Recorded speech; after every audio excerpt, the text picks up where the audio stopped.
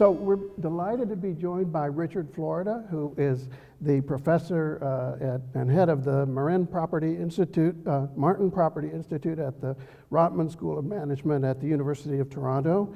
And it's fair to say one of the leading urban theorists of our time. And welcome, Richard, and congratulations on your honorary degree. It's not the Nobel Prize, but you do get a trip to Stockholm. So. It's good enough.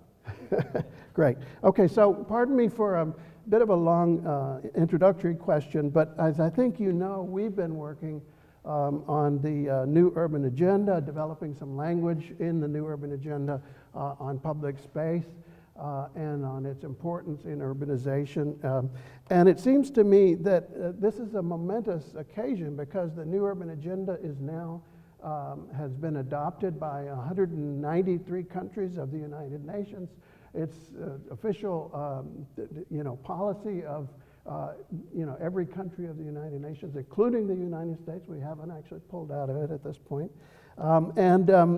There are questions, I think, at this moment in history about how we're going to implement the New Urban Agenda. One of the interesting things about the New Urban Agenda that we and our colleagues have pointed out is that there's a lot of the sort of Jane Jacobs logic there. There's a lot of emphasis on things like a mix of uses, active walkable streets, a diverse mix of new and old, and the idea of the city as partly co-created by the people who live there. And I know you're a fan of Jane Jacobs' work, was a friend of hers, as I'm certainly a fan as well. So I wonder what you think of this moment in history, what you see as the major challenges as we're thinking about implementing the New Urban Agenda. Well, I'm honored to be involved in the Urban Forum, the World Urban Forum. I think what's happening at the UN and in the World Urban Forum is spectacular and spectacularly important. By way of background, I participated in one of the earlier World Urban Forums in person in Medellin, and actually worked with people like Jeannie Birch of the University of Pennsylvania and others on helping convince the UN for the need for a sustainable development goal focused specifically on cities. I think it's goal 11. I'm probably wrong, but I know it's one of the goals that we got. And so let me say the case I made both there and then in a special meeting of the Integration Council of the United Nations. What I said is, it's not just the century of cities. It's not just this 50% threshold, or some people think already 75 or 85% of the world lives in urban areas. And by urban areas, I don't just mean center cities. I mean the surrounding suburban and even exurban periphery, large metropolitan and megalopolitan or mega-region-like units. That all of the great challenges of our time, climate, sustainability, unemployment, good jobs, I go down a list. You can go down, health, all of them are bound up in cities. So we can't separate them. We can't say we're going to address the climate crisis or the employment crisis or the poverty crisis.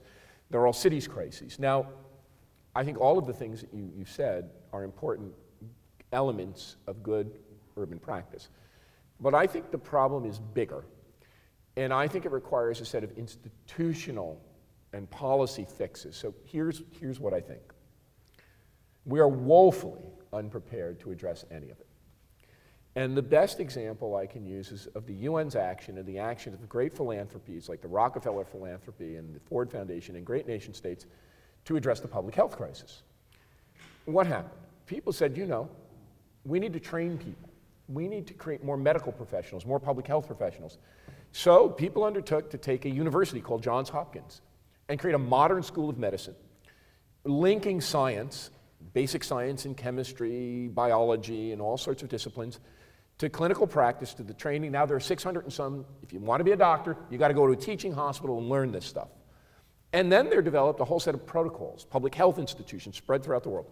What do we have? Now cities, we're saying, are driving the economy. We're going to put billions of people, several billion, maybe more than that in cities. We have nothing. Nothing. We have a set of city planning and architecture departments. We have UN habitat. We have nations that are dibbling and dabbling. We have to build a significant infrastructure. And I can't say this strongly enough. We have to build whole new ways of teaching. We created at the University of Toronto the first step, a school of cities, We need the equivalent of urban development in schools, which bring together computer scientists, artificial intelligence, public health, not just city planning and architecture, economic development, economists that are actually developing new approaches and training not only graduate students in the countries you mentioned, in the places that are going to most highly urbanize. You know, we do have a reasonably, somewhat professional staff of city planners. How do we massively deploy the kind of urban institution building we need in the cities that are going to capture billions of people? We don't have a clue. So I think it's past the point of urgency. We have a round of institution building that is urgent, that is critical, and that's what we need to do. In addition to saying we have an agenda, which is great, we need to get with the process of building the institutional support infrastructure that's required to support a world of cities and urban areas. Well, back to Jane Jacobs again, and you know, she was very critical of the planning profession for having, you could say, the wrong theory about cities. And it seems to me we need almost like a germ theory of cities, that we need a better understanding of the kind of problem a city is, as she put it in her marvelous last chapter. And one of the things we're really interested in, I'd love to hear your thought about, is the importance of public space networks. We also were involved in the Sustainable Development Goals in pushing. It was Goal 11, and it was the Sustainable Development Target 11.7, which is specifically about public space. And what I wonder is what you think of the idea that, again, public space networks are really critical to this, not only in the urban cores, but also in these suburban environments and other places, and we really need to rethink that critical relationship. So several things you've asked. One, Jane was indeed a very eloquent critic of top-down planning. She thought that was the way you ruin cities. That was the way you destroy neighborhoods. That's the way you take political power away from people. She was absolutely right. And unfortunately, it's an even more relevant critique of international institutions. Turner, writing as a contemporary of Jane Jacobs, but in the international development community, has a classic essay, Housing as a Verb. He says, in most of the cases in the international urban development community, housing was a noun. It's something you built and provided for people. We will build your housing. But he said, when he looked at communities all across the developing world, squatter communities, local communities, poor communities, housing was a verb. It was something that people built for themselves. It wasn't the housing they loved and they utilized was housing they created in squatter settlements. It's the kind of thing people like Charlie Angel and others are looking at, Louis Betancourt are looking at today. So it has to come bottom up, and I do think planning is part of the problem. I have a PhD in urban planning, and it served me well, but this whole idea that we plan for is wrong.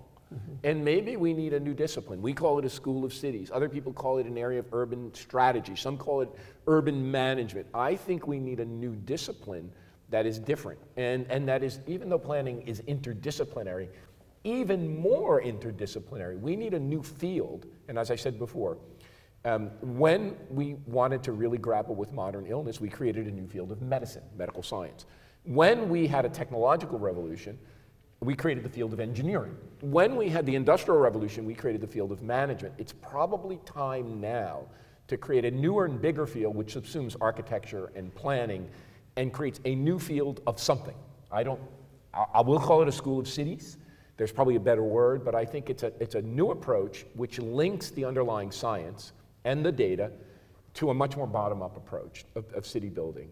On particularly what you say about public space, I mean, look, one of the things we know is that the reason cities make better humans, still, in an era of privatization and gross inequality, is because if we're in a city like, I'm an American, if we're in New York City, compared to a gated suburb, we are forced to confront humanity on an everyday level. We are forced to get on the subway with people who are different than us. We are forced to go, if we have kids, I have kids, go to a park, and it's not all affluent professors. There's a wide range of people in that public space. Eric Kleinenberg wrote a great book on social infrastructure. When you're a bike commuter, you're not only confronting other bike commuters, you've got a delivery man on a delivery bike. So creating public spaces, and I see this in Toronto where I live, because I'm a cyclist, when I go through the great parks and ravine systems of Toronto, I see everybody. I see all ethnicities, all class and socioeconomic groups.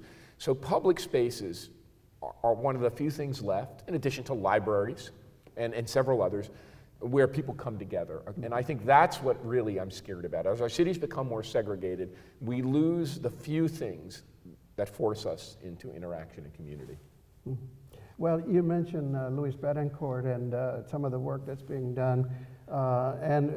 He and others have described it really as a science of cities, this idea that you can bring an interdisciplinary understanding of cities and begin to really deal with some of these challenges. So, for example, the work of our good friend Andres Rodriguez Pose, who has been looking at the relationship between the urban cores and the sort of left behind places. We were talking about populism earlier.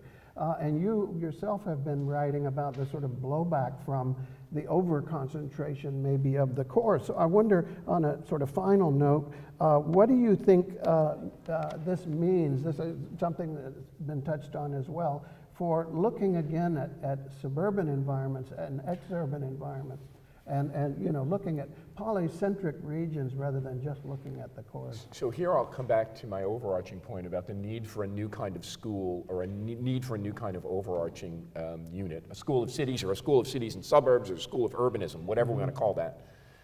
Luis and Jose Lobo and Jeff West and their colleagues are absolutely right that we need a new science of cities. And that science of cities in their work is proceeding apace. I'm not an urban economist, but I've been talking to people like Andres, Ed Glazer and others, Enrico Moretti. The advances in the field of urban economics that has become an incredible field are incredible. You now look at advances in artificial intelligence, data science related to cities, unbelievable. But all of those things are fragmented. And one of my colleagues said to me recently, the history of urbanism is not for unification and synthesis and a mixed use of disciplines. It's for constant and continuous fragmentation into the smallest possible unit. So every one of us is housed in a small little center doing our thing. We need to bring all that stuff together and combine it with the best of geography and planning and architecture and public health and real estate, of course, because real estate developers develop our cities. Real estate developers don't have training in urban development. They may have training in urban damaging. So we have to bring all of that stuff together. And so real estate developers are trained in urbanism. Urbanists are trained in real estate development. People understand that there's an underlying science of cities that comes from the work of people like Luis and Jeffrey or urban economics. We don't do that. And then develop the clinical protocols, the executive training. You know, if you're an engineer, you're constantly going back to school. If our university president, when he became a university president, went to the Harvard Kennedy School and took Introduction to University President. But in our field, we don't have any ongoing executive training. People wing it. They come to local government some way, which way or another. Now we have some networks of mayors, that Mike Bloomberg and others. But we need a way of bringing this all together and saying, regardless of scale, if you're an urban center, if you're a highly dense neighborhood, if you're a suburban community looking to rebuild, if you're a rural area looking to connect, we have a set of skills, a set of knowledge, a set of evidence. We don't even do a good job. It's one of the reasons I created CityLab. We don't even do a good job of transmitting the evidence. So a large number of decisions made about urbanism are made completely in the face of evidence. And I'll just give one example. We know with 100% certainty that giving large-scale tax incentives to corporations is perverse, ludicrous, inefficient, and ineffective. It is a horrific use of taxpayer dollars because the company knows exactly where it wants to go and then it takes the money. Yet the incentive packages grow. They don't get smaller, they grow in billions of units. How could it be? You couldn't do that in medicine. You would be called a quack. So the first order thing we need to do is take all the good evidence we have, compile it, and hold people's feet to the fire. So I go back to my first order thing. We need as a community, especially at a World Urban Forum, we need as a community to make a real effort to build the kinds of intermediary institutions, training institutions, scientific institutions that can make this new urban agenda not only a reality, but an effective way of building the cities and communities we need in the 21st century. That sounds like an urgent need and a very exciting opportunity. So Richard Florida, thank you so much for joining us. Thank you, great to be with you.